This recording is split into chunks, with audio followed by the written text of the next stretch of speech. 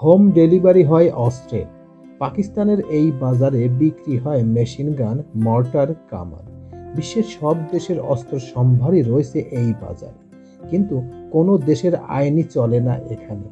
পাকিস্তানের খাইবার পাখতুনখোয়া প্রদেশের ডেরা আদম খেলের অস্ত্র বাজারে ঢেলে বিকাশে নানান প্রাণঘাতী হাতিয়ার। এই বাজারে এমন কোনো অস্ত্র নেই যে পাওয়া যায় না, এবং সেই অস্ত্রগুলি বিশ্বের বিভিন্ন দেশে হোম ডেলিভারি দেওয়া হয়। আজকে আমার এই প্রতিবেদনে পাকিস্তানের এই অস্ত্র বাজারে কি কি অস্ত্র বিক্রি করা হয় সেই বিষয়ের উপর সংক্ষিপ্ত তথ্য এখন আমার এই ভিডিওয় শেয়ার করব।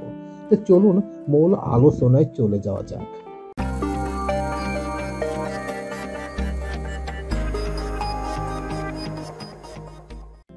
বিশ্বের সব দেশের অস্ত্র সম্ভারই রয়েছে এখানে, কিন্তু কোনো দেশের আইনই চলে না এখানে। এমনকি জনশ্রুতি আফগানিস্তান সীমান্তে লাগোয়া পাকিস্তানের খাইবার পাখতুনখোয়া প্রদেশের অস্ত্রের চোরাবাজার সম্পর্ক এখানে।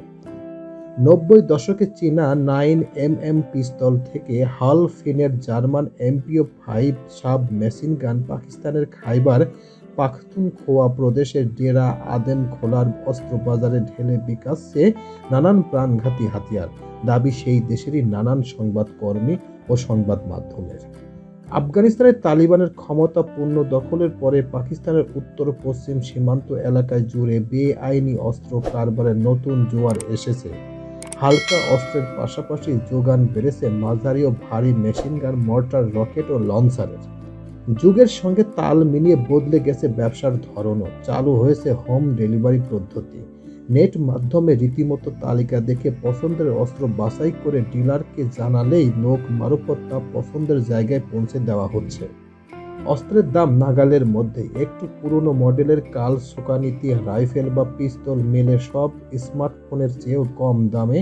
তার চেয়েও কয়েক হাজার পাকিস্তানি টাকা বেশি খরচ করলে মিলবে বিশ্বখ্যাত অস্ত্র নির্মাতা হেকলার অ্যান্ড কক এবং MP5।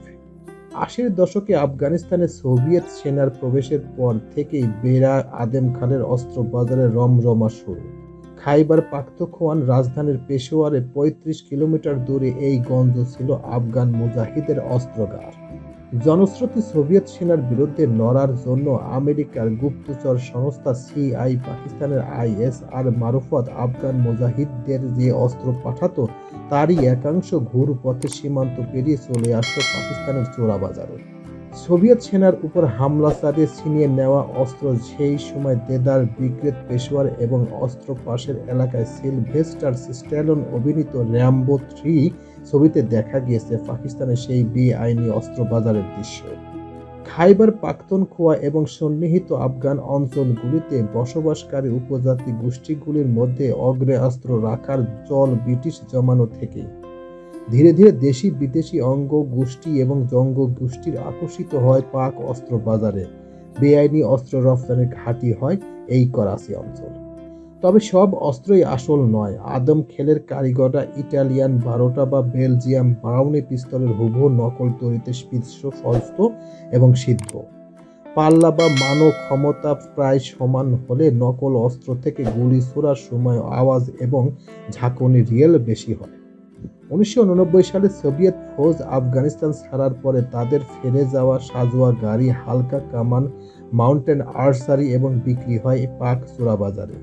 আর সম্প্রতি রমরমার কারণ আফগানিস্তান ন্যাটো বাহিনীর রেখে যাওয়া নানান মরণাস্ত্র। প্রিয় ভিউয়ার্স, আমার এই তথ্যগুলো যদি আপনাদের একটুখানি ভালো লেগে থাকে তাহলে অবশ্যই লাইক, কমেন্ট, শেয়ার করবেন এই ভিডিওটি। আর যারা এখনো আমার এই চ্যানেলটি সাবস্ক্রাইব করেন নাই তারা দ্রুত আমার এই চ্যানেলটি সাবস্ক্রাইব করে ফেলবেন। তো আজকে এই পর্যন্তই। সবাইকে ধন্যবাদ জানিয়ে এখানেই শেষ করছি। আল্লাহ হাফেজ।